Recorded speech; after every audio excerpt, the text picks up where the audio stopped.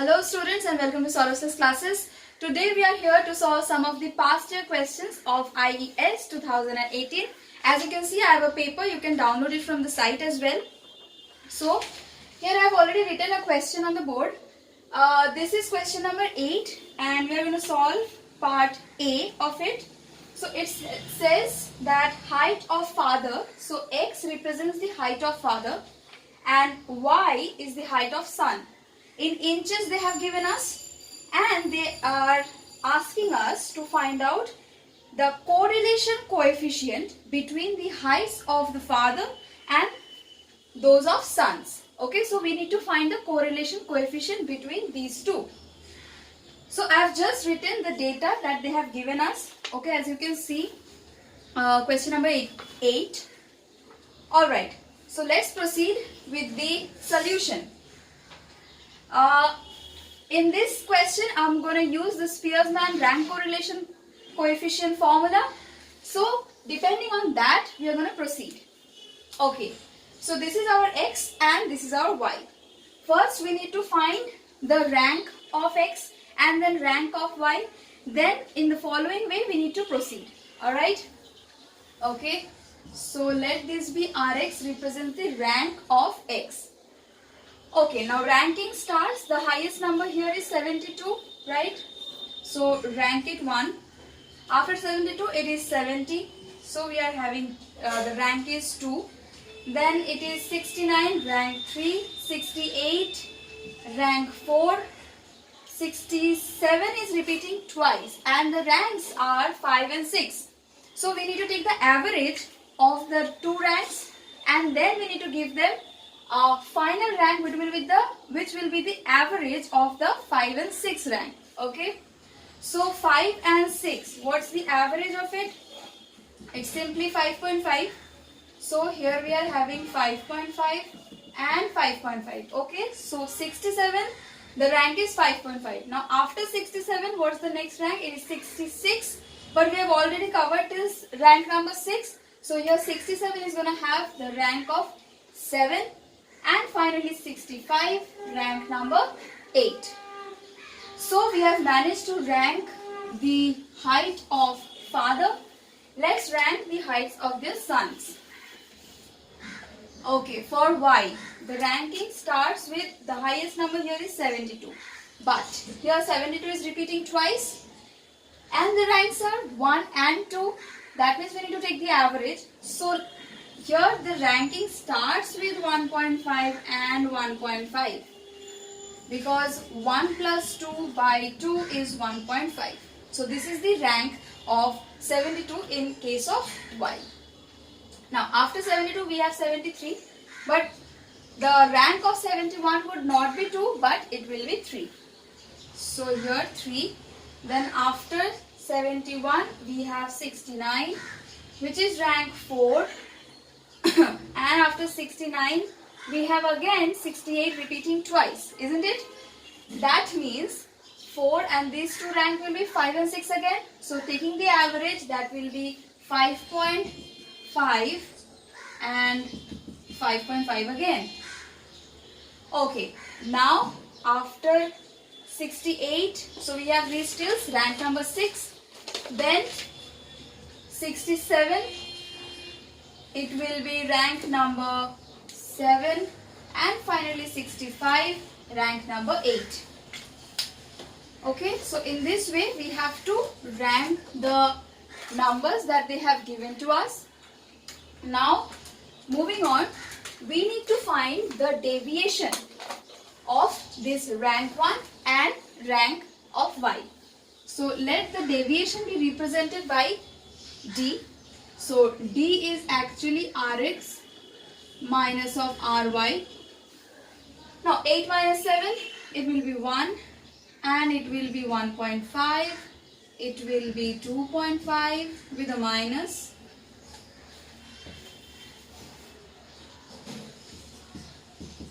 Right?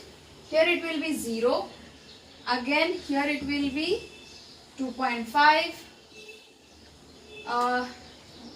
1.5 and minus 2 minus 2. we have it. Now we need to find the squares of this deviation. Why we are doing this? Because our formula needs that. Later on when I will be discussing with the formula, you will be able to see that yes, these things are required. Okay. So now d square, it will be 2.25 and 6.25, 0, 6.25 again and 2.25, 4 and 4, right? So that is the squares of our d's over here, and we need to find the summation of d square, which is 26. Okay, now one more important step that we need to follow while calculating the Spearman rank correlation coefficient. This is m. So what is m? M is the rank that has been repeating. How many times the rank is repeating? That is m. Okay, so before that, let me just write down the formula of Spearman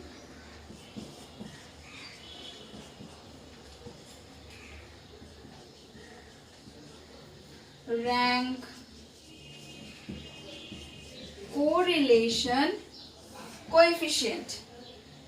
So let's just denote it as r square, or just r, and the formula is 1 minus 6. This is summation of d square plus summation of m cube minus m by 12, and this whole part is divided by n cube minus n. Okay, so this is the basic formula for Spearman rank correlation coefficient. So here the m that I was talking about, m is nothing. So here we know the value of d square over here, that is 26. But what do we don't know is the value of m. So what is it? M is basically the number of ranks that has been repeating. How many times the ranks are repeating? For example, here if we take a look for the variables of x, we can see that 67 is repeating twice, isn't it? So the 67 repeating twice, therefore m one value is 2. Now for y, the number under this y column, here also we have noticed that 72 is repeating twice. So again m is taking the value of 2, and 68 is also repeating twice. So again 2. Okay. So m is the number of times the ranks are repeating. Had it been the case that 68 is repeating 3 times, then we should write that 3 instead of 2 at the last place. Okay. So with this formula, let's just proceed to solve it. Alright, so I'm just going to erase this part because we will not be needing this, and as I'm out of space. Okay.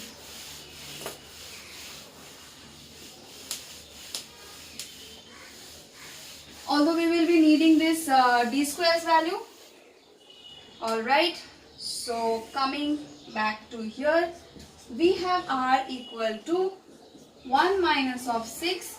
What is d square? D square is 26, isn't it? And what is m? See, first m is going to take the value of 2, then again m is going to take the value of 2, and again 2. So as I said, if the 68 was repeating 3 times, then here m it would be 3. Then we would be writing the value of m as 3 for the last time.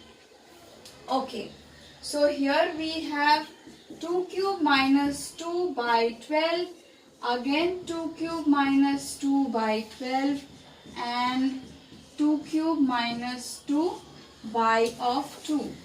And if you have not noticed, the number of the highest rank we had was 8. So n value is 8. N is basically the number of samples that we have, the number of observations that we have, that is n. So let's just write that also. N is equal to number of observations. Okay, so we had it 8, So 8 cube minus of 8. Okay.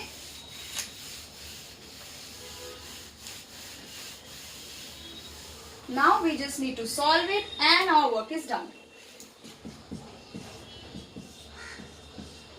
Okay, so this will be 4 by 12 and it will be 1 by 3 plus 1 by 3 and 1 by 3.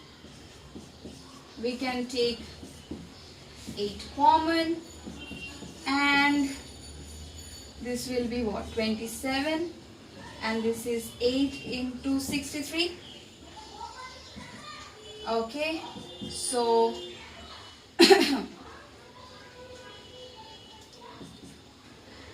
alright, we can cancel this thing.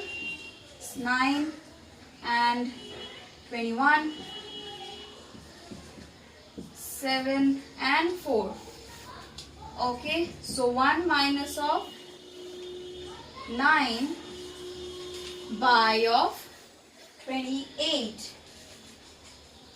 So this is basically 1 minus of 0.32, and finally we have the answer as 0.68. So this is the correlation between X and Y, that is the height of the father with their son. This is the correlation. Okay, so we have successfully found it. Now the next part of the question says we need to obtain a regression line and we need to estimate the value of X. They have provided us the value of Y for that. Okay, so moving on to part B of the same question. So we will be needing that same data set again.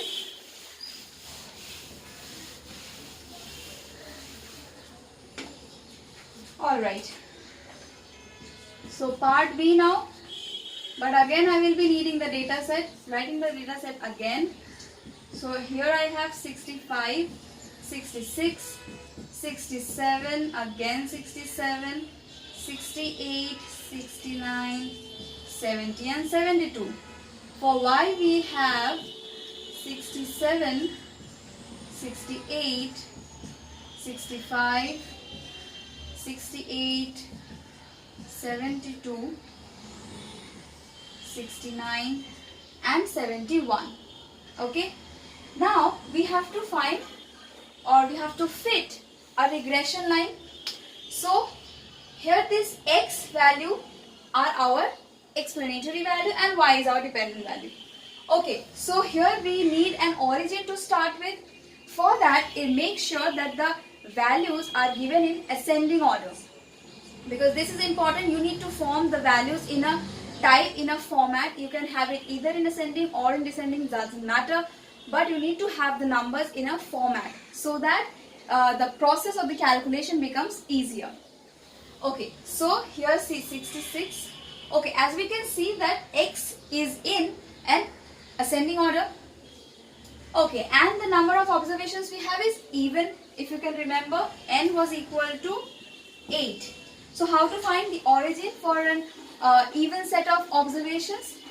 We need to do it n by 2 plus 1. So here the fifth term is our origin. Now 1, 2, 3, 4, 5. So 68 becomes our origin. Okay, so we need to mark the header first. Here x1 is the you can say rank, but it is not exactly rank. We are just finding the origin to start with. Okay, and now just do the minus between 68 and 67. So this is equal to what? This is minus 1, minus 2, minus 3 and minus 4. This is 1, 2 and 3. Okay. Alright, just find the total sum of everything, because we will be needing it in finally into our regression line. So here y is equal to 5, 5 and 2, and here x is equal to minus 4, right? Next we need to find x1 square. So here it is 16, 9, 4, 1, 0, 1, 4 and 9. and we need to find the summation of this thing as well. And the sum is equal to 44. Okay, and the next column that we need to form is the column of x1 into y, the summation of these two. Alright, so here starting with we have minus of 268. Here we have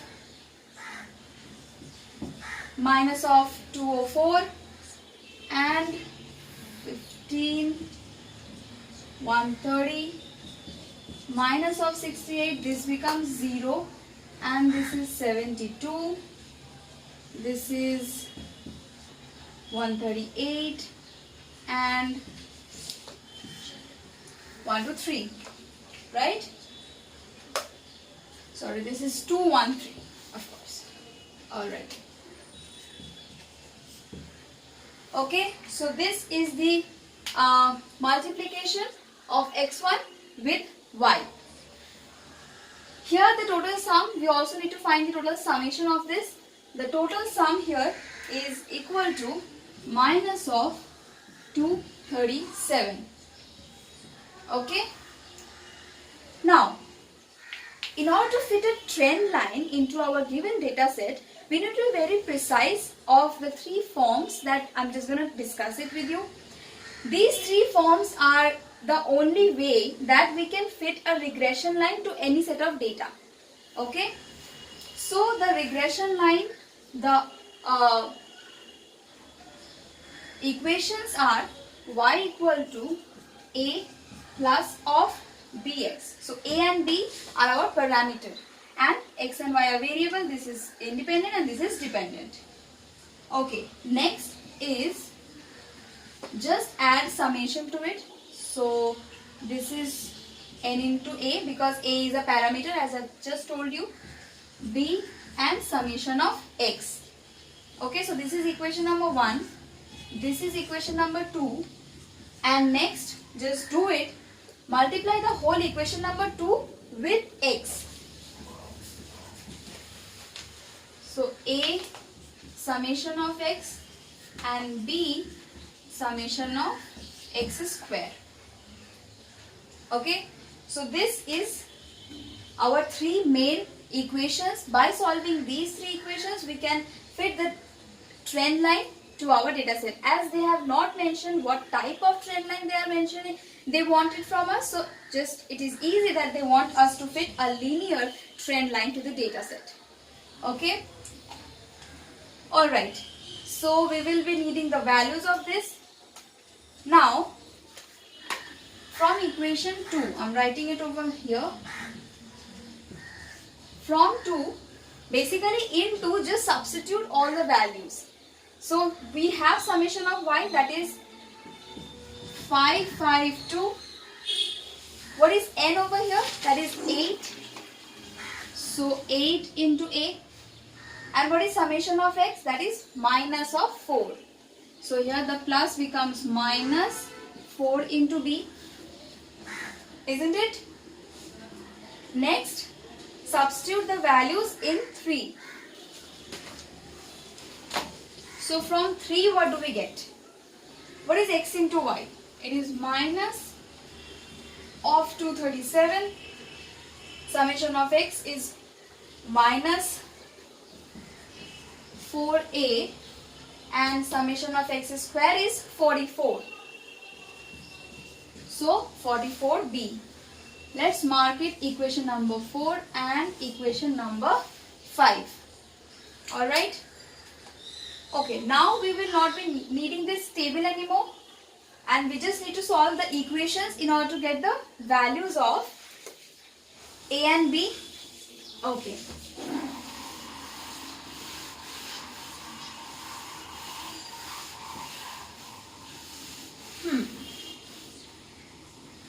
Now, equation, okay, no need to rewrite it again. See, from here, we have to multiply equation number 4 with 4 and equation number 5 with 8. Then, with the help of elimination method, we are going to solve it. Okay, so multiplying equation number 4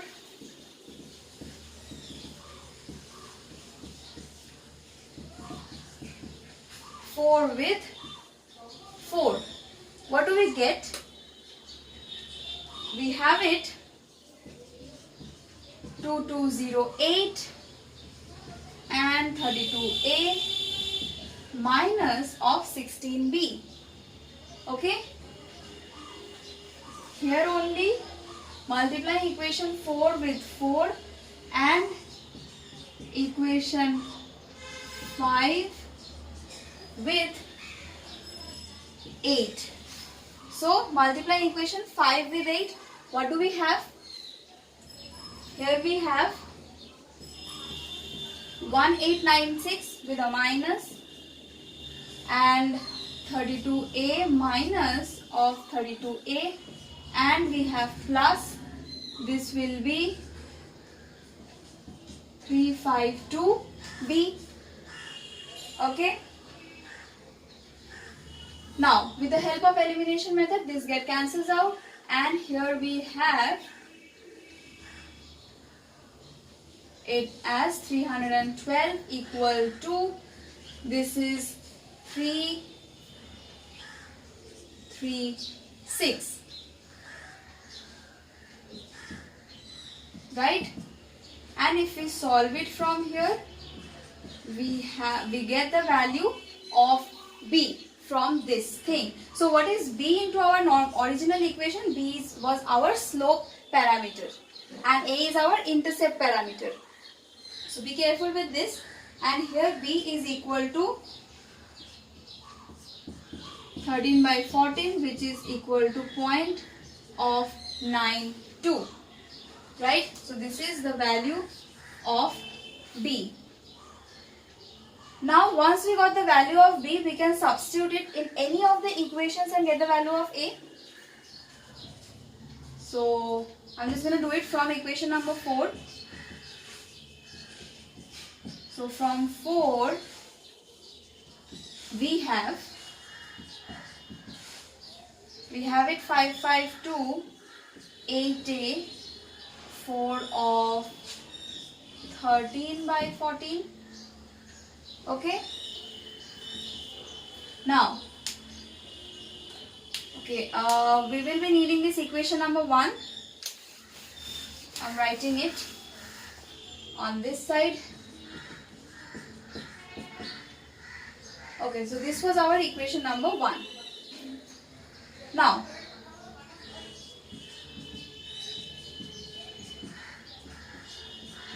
you can cancel this thing.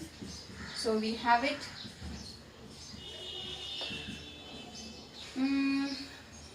This will be equal to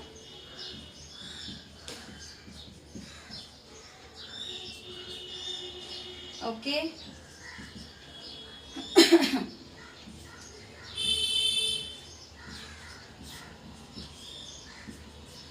Alright, so by solving this value, we will be getting the value of, this is the final value actually, yeah.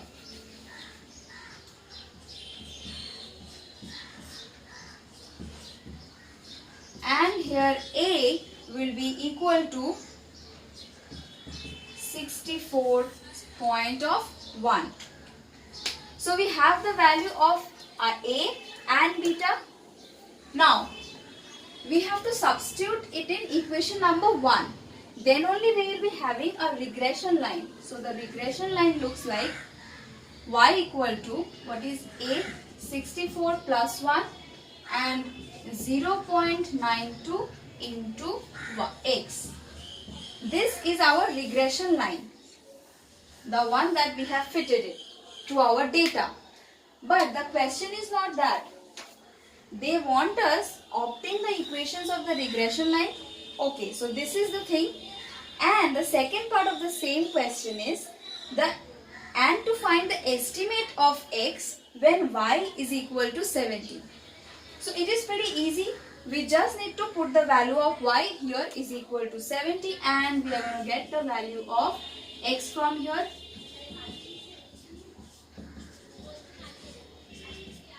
Okay, so here x will be 70 right? By solving that, we are going to have the value of x and our x value. So this is the estimate of x. Okay, so this is our regression line and this is the final estimate of x. We can also represent it with x hat maybe, in order to represent that this is the estimate. So here we have solved some of the past year's question. If you have any kind of doubt relating to this session that we have just discussed, please let us know at our official site of Saurav Sir's classes, and also we are always available there 24/7. Thank you for watching this.